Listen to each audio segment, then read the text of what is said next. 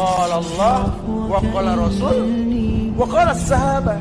Rasulullah sallallahu alaihi wasallam bersabda. Allah Subhanahu wa taala berfirman, Nabi sallallahu alaihi wasallam pernah bersabda. Apakah riya menghapuskan dosa seluruhnya? Dosa amalan yang tersusupi riya. Itu pun kalau riyanya dari awal sampai akhir atau mendominasi.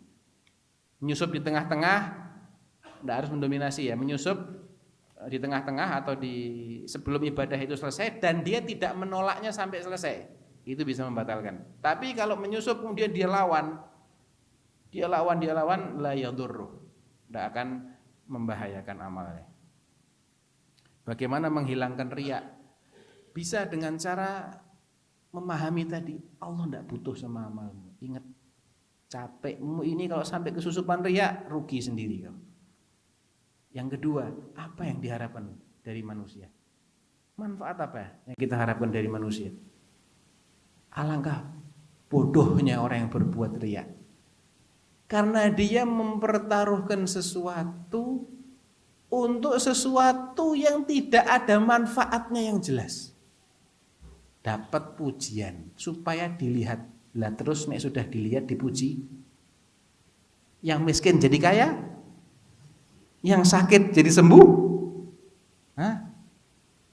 Yang punya utang terlunasi utangnya? Apa manfaatnya dipuji sama orang? Tidak ada manfaatnya.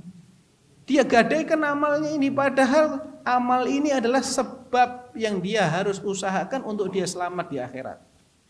Dia gadaikan untuk sesuatu yang tidak ada manfaatnya. Dunia tidak jelas, tidak ada manfaatnya, akhirat apalagi. Kalau orang menyadari betapa bodohnya dia yang berbuat riya, dia akan mikir, betapa saya riya, apalagi di akhirat. Ya.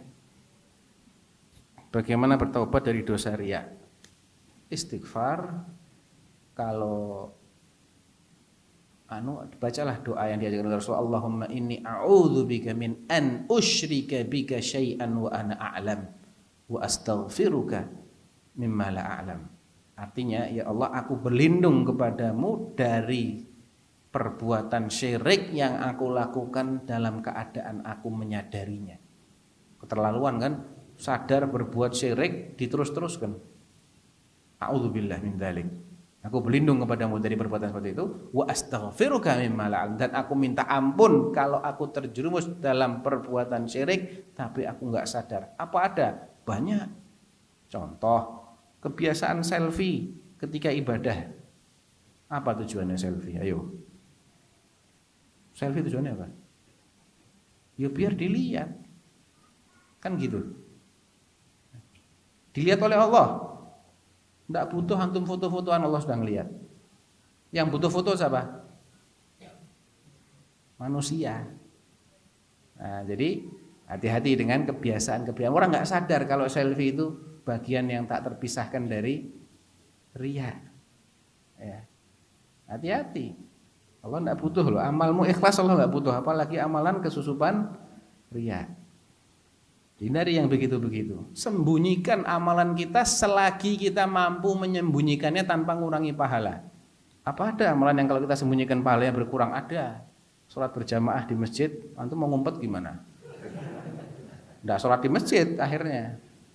Nah, kalau itu tidak boleh alasannya, wah saya tidak mau ke masjid nanti riya.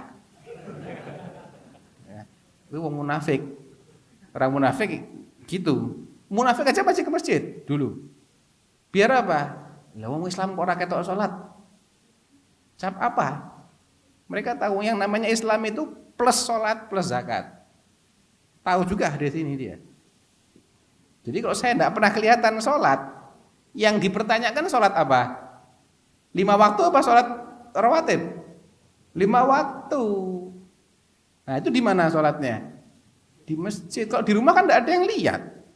Makanya jangan salahkan. Tidak pernah ketok ke masjid. Dia salat enggak? Tidak pernah kelihatan ke masjid. Ya jangan salahkan yang punya suudzon gitu. Memang kita tahunya salat wajib itu di masjid.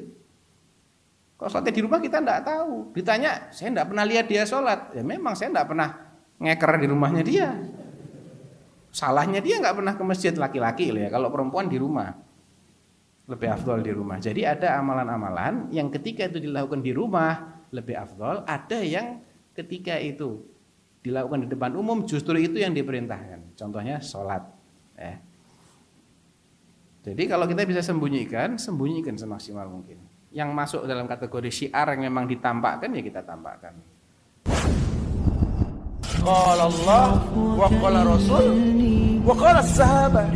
Rasulullah sallallahu alaihi wasallam bersabda, Allah Subhanahu wa taala berfirman, Dan Nabi sallallahu alaihi wasallam pernah bersabda,